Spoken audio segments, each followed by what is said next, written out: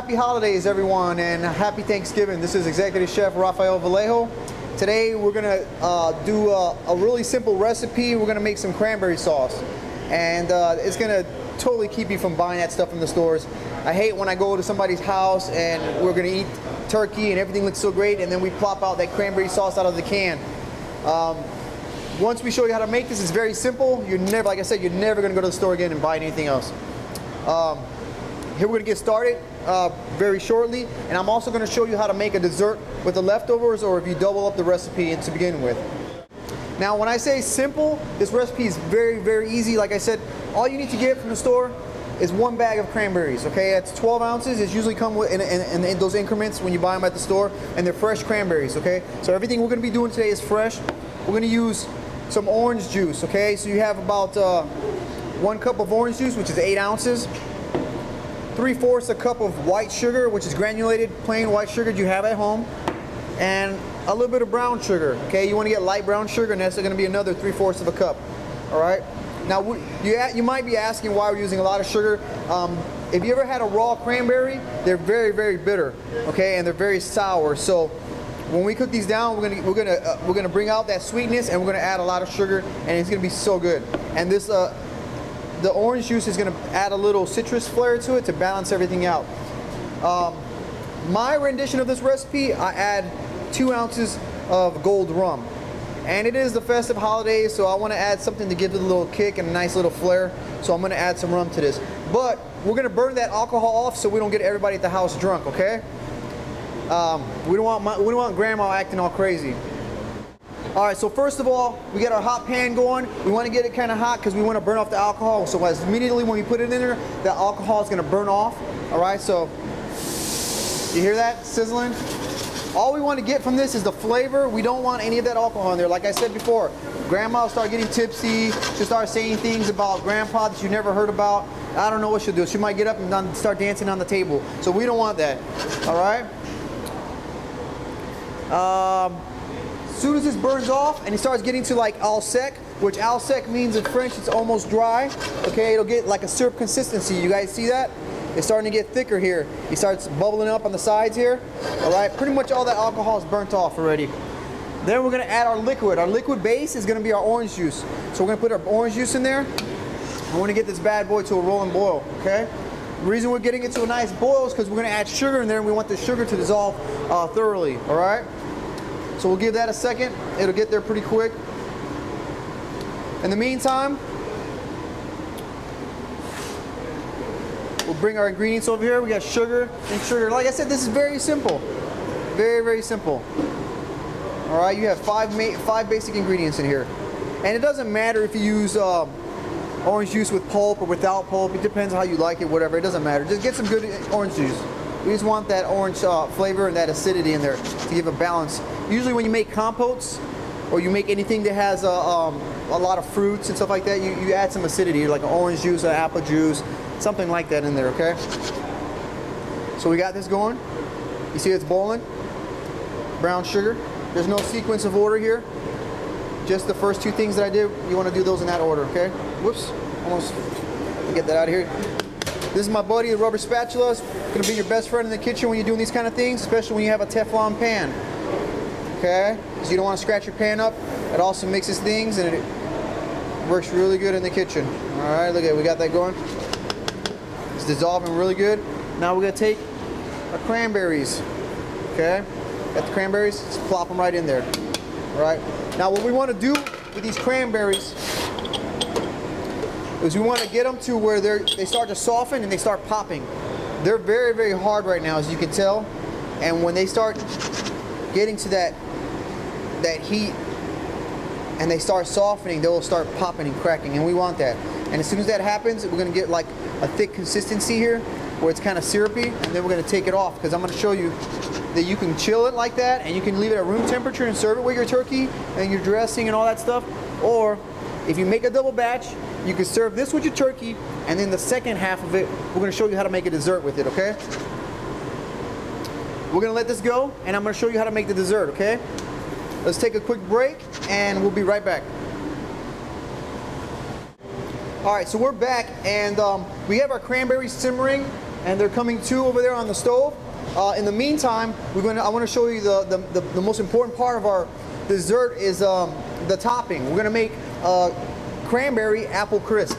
And so we have the cranberries in there. We're gonna add the apples to it when it comes off. I'm gonna show you that, but we'll make the topping for that crisp. The crisp, all it needs is some chopped up pecans, okay? And you need about a half a cup of chopped up pecans, 3/4 a cup of brown sugar, okay? 3/4 a cup of AP flour. AP flour is all-purpose flour. You put that in there, and that's gonna bind our mixture together. The flour, you know, actually you put it in a roux, you put it in a sauce. Rolled oats. You have Quaker oats at the house. All this stuff is sitting around the house. Very easy. Okay, Quaker oats. You eat it for breakfast. Boom. Look at that. All right. 1 stick of butter. Chop it up. Make yourself little pats. Okay. Let it soften at room temperature for a little while, and just throw it in here like this. Okay. Very simple. Very easy. Okay. Last but not least, we have cinnamon. You always put this with your oatmeal typically anyway. All right. And this we're going to use 1 teaspoon. Dry ground cinnamon. Put that in there. Now all we're gonna do is we're gonna mix this mixture together until we get like a coarse meal type of consistency. You guys need to take a look at this, okay? Come closer. See how I'm mixing this up? You guys see this? Okay. And I got gloves on so it don't get all stuck to my hands.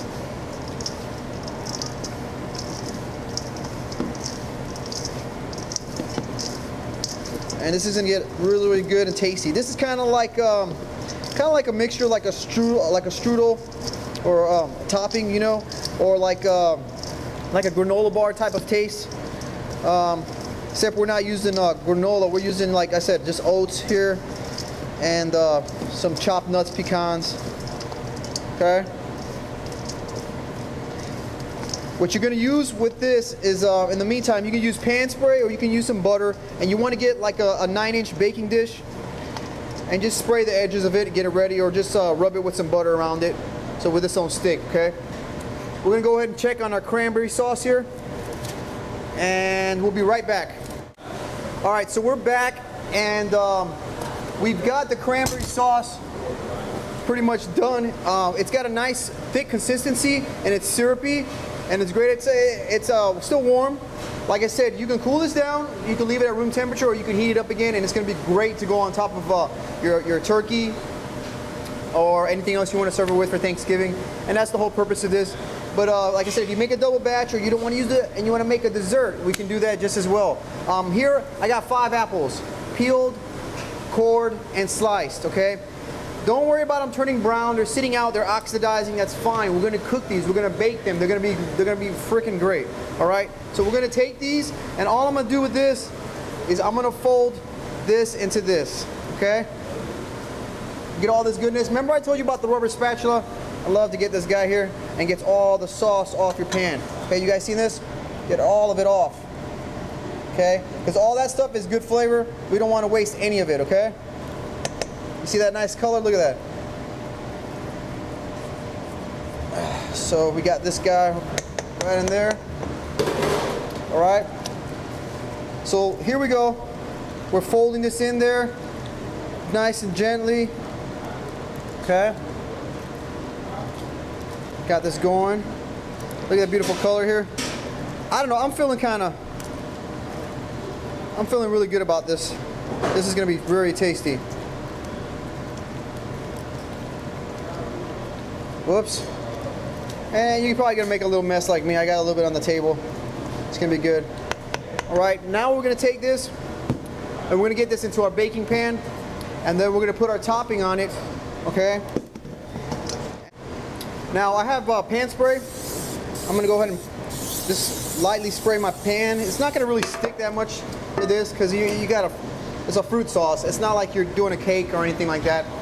And like I said, a 9-inch baking pan like this, perfect. It's round. And don't be worried about all this. Just throw it all in there on one. Okay? Throw it all in there. You see how I'm doing this? All in there. Scrape it in there. Like I said before, don't waste any of that sauce. Okay? You guys got this? See what I'm doing? Look how beautiful that looks, okay? Now we're gonna flatten it out. Disperse everything kind of evenly. Flatten it out real good.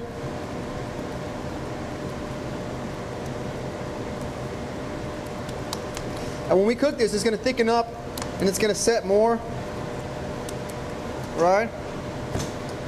Now all we gotta do now is take this and crumble it across it.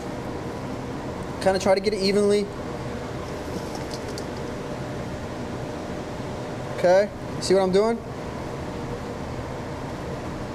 It's gonna form like one thick layer.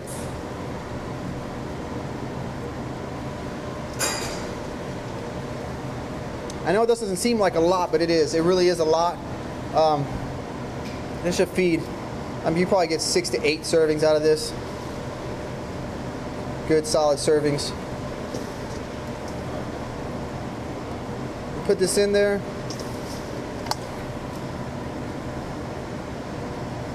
And just press it down, okay? Press it down, make it nice and firm. Pack down there like that. See how I did that? Doesn't matter, because when we get ready to serve, you're gonna break through that shell and you're gonna grab the bottoms of this and all those internal, that internal stuffing and flavor in there. It's gonna be so good. All right, look what we got. Looks like a cookie dough on top. All right, we're gonna pop this in the oven. Like I said, 375, about 40 minutes. And just check on it periodically. You know, after 20 minutes, take a look at it, turn it around, then another 20 minutes and you're done, okay?